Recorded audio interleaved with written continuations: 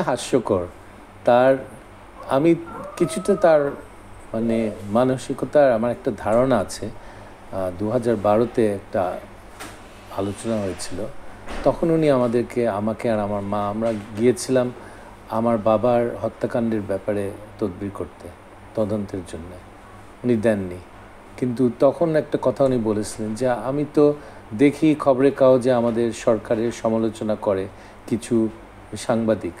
কিন্তু আমি যখন গ্রামে যাই, গ্রামের মেয়েরা এসে বলে, 'আলে আপা আপনাকে ছাড়া তো আমরা কেউ বাঁচতাম না।'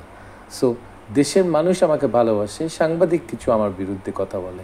তো মানুষের কণ্ঠ রোধ করতে, করতে এমন অবস্থা করেছিলেন যে ওনার কোনো ধারণাই ছিল না যে আমরা সবাই ওনাকে কতটুক ঘৃণা করি, ওনার এখন ধারণা হয়েছে কিন্তু তখন ছিল না। উনি আসলে আশ্চর্য হয়েছে যে মানুষের রাগ শুধু তার উপরে না, তার বাপের উপরেও তাদের রাগ প্রকাশ করেছে। এটাতে আশ্চর্য হয়েছে। কারণ ওনার এগুলো ধারণা ছিল না। উনি যে এত ঘৃণিত, মানে বাচ্চার থেকে শুরু করে আমাদের দেশে বৃদ্ধ মানুষের প্রত্যেক মানুষের মানে হাসিনার নাম শুনলে তারা থুতু মারতে চায়। এটা তার ধারণা ছিল না। এবং তার বাবাকেও এখন উনি ড্রেনে টেনে নিয়েছেন। এই জিনিসটা খুব দুঃখজনক। আচ্ছা, তো উনি বলেন যে চট করে ফিরবেন। আসলে তিনি কি স্বেচ্ছায় বাংলাদেশে ফিরবেন আপনার মনে হয়? আমি আশা করি উনি ফিরবেন। কারণ আমি চাই যে বিচার ব্যবস্থার অধীনে ওনাকে এনে ওনার বিচার হোক। বিভিন্ন ব্যাপারে বিভিন্ন হত্যাকাণ্ডে উনি জড়িত আমরা জানি এবং সেইগুলির জন্য তার কৈফিয়ত দিতে হবে।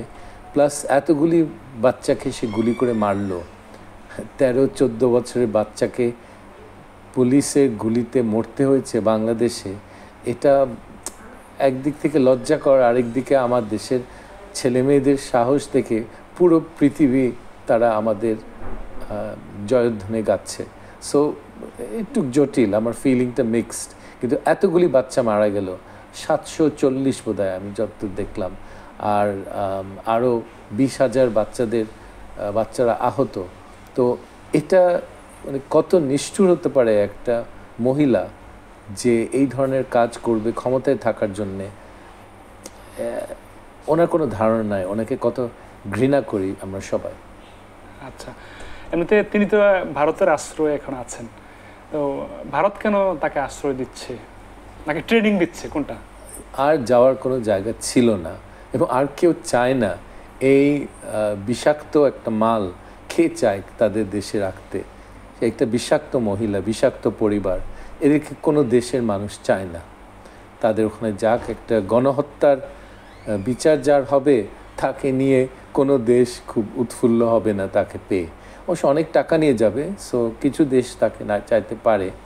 কিন্তু ভারত যে কাজটা করেছে, ভারত তো আমাদের সাথে বিভিন্ন ক্ষেত্রে শত্রুতা দেখিয়েছে, এখানেও এটা একটা শত্রুতার লক্ষণ।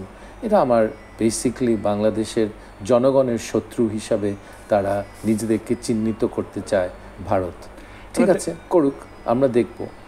আচ্ছা, এমনিতে হাসিনাকে আশ্রয় দিয়ে বাংলাদেশের সাথে কি আসলে ভারতের সুসম্পর্ক থাকবে বলে মনে করেন? সুসম্পর্ক ছিল না, আর একটু খারাপ হবে। সো এটা তাদের ইচ্ছা, তাদের বড় পাওয়ার। তারা ভাবে বাংলাদেশকে তোয়াক্কা করা দরকার নেই, আমরা যা খুশি করব। আমাদের ব্যক্তিগত ভালোবাসা এই মহিলার জন্যে, সেই জন্যে আমরা এটা জিনিসটা করতে পারি। দ্যাটস ফাইন, ঠিক আছে, করুক। এমনকি এটা মনে হয় কিনা যে হাসিনাকে ভারত টুপ বা হাতিয়ার হিসেবে ব্যবহার করছে বাংলাদেশের জন্য? না, আমার মনে হয় না। এই মহিলার কোথাও যাওয়ার ছিল না। তাকে এখন কোন মানুষ তাকে চাইবে?